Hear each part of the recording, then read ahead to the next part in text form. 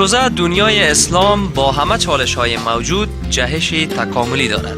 اکثر کشورهای اسلامی در تلاشند تا از افکار بنیادگرایانه‌ای که جامعه را از ارزش‌های اصیل اسلامی فاصله می‌دهد دوری جویند و حرکت خیش را در مسیر اعتدال پسندی که در مطابقت با ارزش‌های والای اسلامی است همگام سازند. زیرا چنین جهش جوامع اسلامی را مجال می‌دهد که توأم با حفظ و رعایت احکام الهی مسیر انکشاف و تکامل را مانند دیگر کشورهای متمدن جهان طی نمایند.